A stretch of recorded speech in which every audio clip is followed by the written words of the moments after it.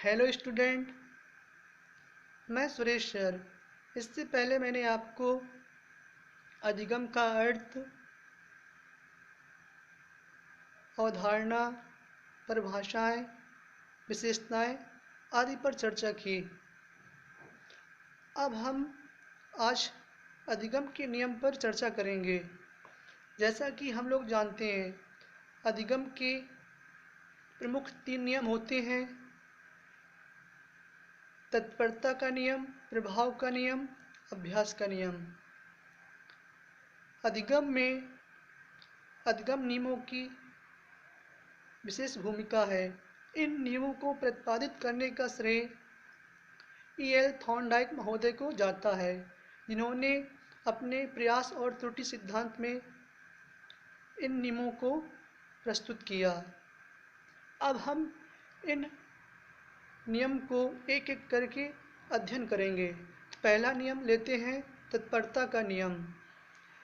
तत्परता का नियम यह नियम यह स्पष्ट करता है कि कोई भी जीव, बालक, व्यक्ति जब किसी चीज़ को, किसी कार्य को करने के लिए तत्पर होता है तो वह उस कार्य को, उस चीज़ को आसानी से सीख जाता है, शीघ्रता से सीख जाता है। इसीलिए इस नियम को तैयारी का नियम भी कहते हैं। अब बात करते हैं हम अधिगम के दूसरे नियम, प्रभाव के नियम की। प्रभाव का नियम यह नियम यह स्पष्ट करता है कि जिस विषय वस्तु का, जिस कार्य का, जिस चीज़ का हम पर सकारात्मक प्रभाव पड़ता है, वो हमारे लिए उपयोगी होती है, वह हम आसानी से सीख जाते हैं। या इसको इस प्रकार से कहें, ऐसे कार्य, ऐसी विषय वस्तु जिसका प्रभाव हम पर सकारात्मक पड़ता है, जिसको करने से हमें संतोष और आनंद की अनुभूति होती है, उन्हें हम शीघ्रता से सीख जाते हैं। अब हम बात करते हैं अधिगम के तृतीय नियम, अभ्यास का नियम।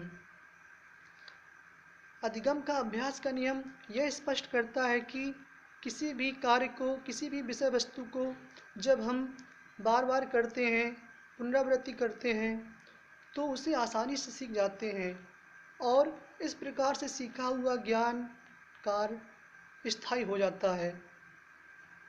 अब हम चर्चा करते हैं अधिगम को प्रभावित करने वाले कारक।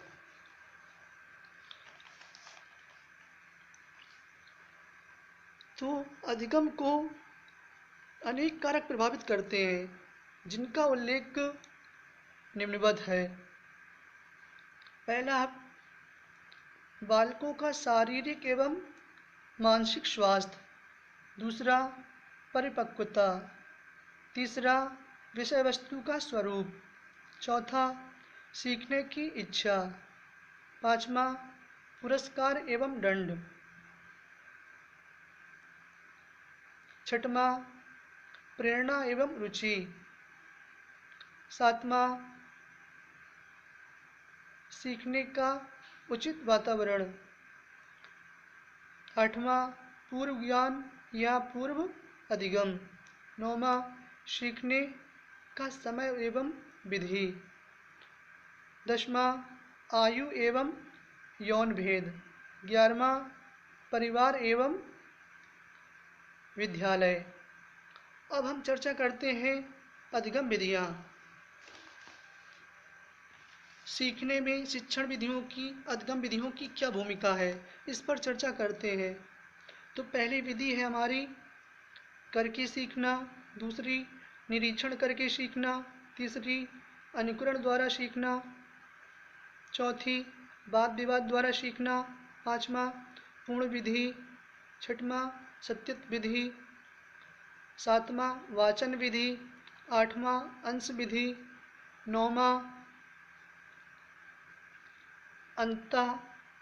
अंतराल विधि।